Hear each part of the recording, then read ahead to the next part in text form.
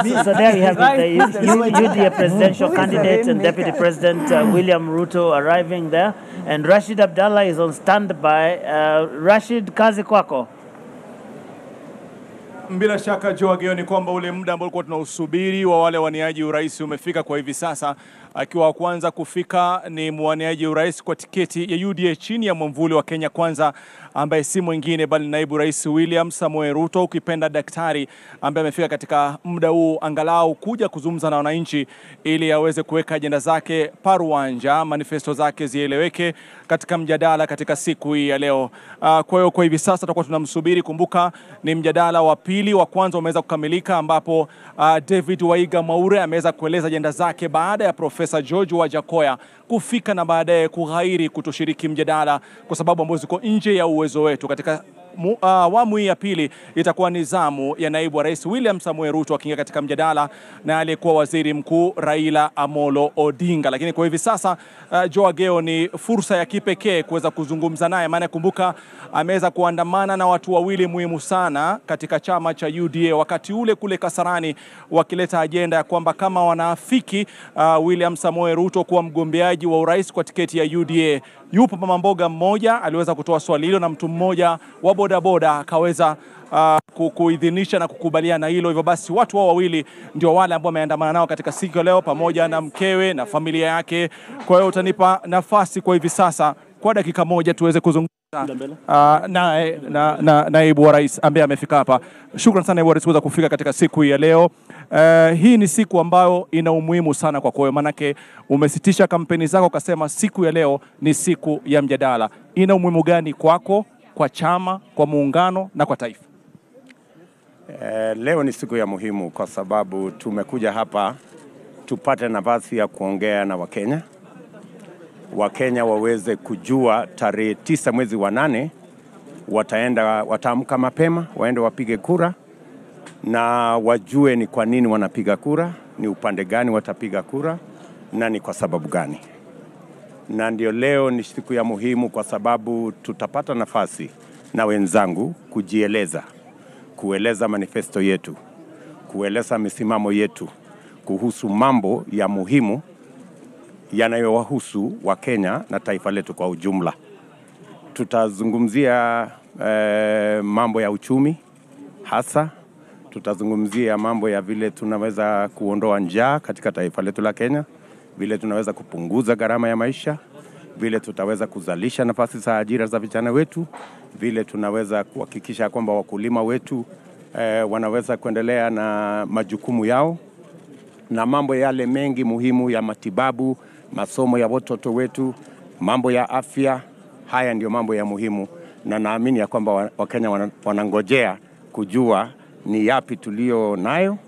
Tumewazungumzia pale nyanjani, lakini leo tutapata nafasi mwafaka ya kueleza kinagaubaga yale mambo ambayo tumepanga kwa ajili ya uongozi wa taifa letu. Labda pende kwa utofauti naibu wa rais ni kwamba umeandamana na naibu mgombea mwenza wa chama, lakini hapa kuna watu wawili ambao walikuwa muhimu katika ule mkutano wa wajumbe wa chama cha UDA. Huyu mama ambaye aliweka swali na yule mtu wa boda-boda za kuidhinisha. Mbona ukawapa kipaumbele katika siku ya leo ya mjadala? Kwa sababu nimeambatana na wao tangu tuanze hii safari. Huyu mama nilimpata kule Kiambu wakati tulienda kule kwa Economic Forum, na niliona ni mama mwenye ako na maono. Alitoa mchango wake kama vile wa mama wengi na Wakenya wengi wa tabaka mbalimbali. Karibu Wakenya 90,000 walihusika katika kutengeneza manifesto yetu ya Kenya Kwanza, na ni baadhi ya wananchi kama mama huyu na huyu mungwana ambaye pia ni mshirika wetu mkubwa katika chama cha UDA katika muungano wa Kenya Kwanza. Pengine kwa kauli ambayo unaweza kuitumia kuweza kumalizia kwa yule hasla ambaye anatizama, anatarajia nini sasa hivi kutoka kwa kiongozi wake? Anatarajia kujua ni vipi yeye ataweza kuweka chakula katika meza, ni vipi mtoto wake anaweza kupata ajira, ni vipi masomo yake ya watoto wake itashughulikiwa, ni vipi kilimo kitashughulikiwa na serikali inayokuja, na ni vipi anaweza kuhakikisha kwamba ako na matibabu na ni mpango gani tulio nayo kumshughulikia ili aweze kupata matibabu bila matatizo. kwamba haya ni baadhi ya mambo Wakenya wanangojea. Naam, kila laheri katika mjadala, kila laheri katika mjadala. Naam, naibu wa rais William Samoei Ruto, daktari, akisema kwamba katika siku ya leo ashazungumza mengi katika kampeni Joageo, lakini ana fursa ya kipekee kuweza kuyachanganua kwa utaratibu katika mjadala. Hivyo basi ameandamana watu wawili ambao ni muhimu sana katika safari yake yeye kuchaguliwa na kupewa tiketi ya uwaniaji wa rais. Narudi kwako ili Wakenya wapate fursa baadaye ya kujua mengi na wachanganuzi matarajio yao na hoja ambazo ni muhimu kujadiliwa katika siku hii ya leo Joageo. Shukran. Rashid Abdallah there speaking to the Deputy President, who is the UDA presidential candidate in the Kenya Kwanza coalition in this election that is now just 13 days away. Dr. Ruto there talking about what he believes is important for the country and sort of giving a glimpse of what he hopes to talk about during this. And interestingly, Professor Witi arriving with his entourage, which includes the two people we saw who endorsed him, Pauline Waithera and Kelvin Okoth, sort of trying to remind us of what he has been saying out there in campaigns. Well, the DP is a master of optics, and I think this is just basically one of those instances where he uses to full effect essential imagery just to construct a narrative that endears him more to the ordinary Kenyans, because those two people are very unlikely participants at this level in this country. We don't see ordinary Kenyans flank presidential candidates. But I was just about to say one thing. The reason why ethics, integrity, and values are subordinate in our political discourse and in political organizing is because the basis for political mobilization is still ethnic.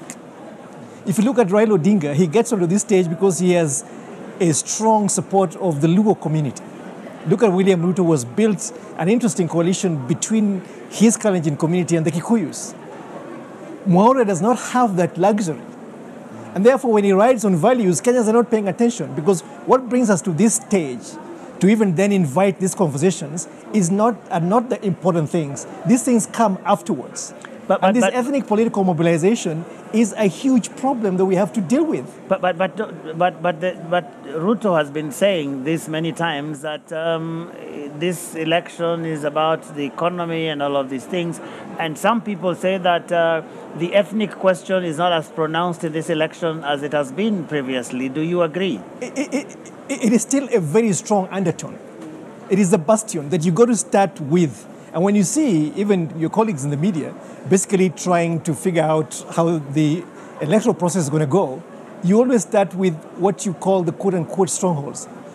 In that entourage of Raila Odinga is Kalonzo Musyoka, okay, bringing in the big Kamba vote. In that entourage is the governor of Kakamega, bringing in the Luya vote. And so you see this ethnic bifurcation being a very critical point of mobilization. So issues that are substantive to the citizens of this country, such as unemployment. How come we don't see youth mobilizing around the unemployment question? That even Mwaura today was just deplorable in the way that he handled it. He had no great ideas. And even Deputy President William Ruto and even Raila Odinga, nobody has any clue about how to mobilize the economic resources of this country to then create the traction that leads to jobs. We still imagine that if you're going to give us handouts in terms of grants and loans, that every young people can start a business. They don't want a business. They want jobs like you and I. They want jobs like the one that Ruto is seeking, not the jobs like their MPs. This economy of bringing your own job is not working. It never builds economies. And that's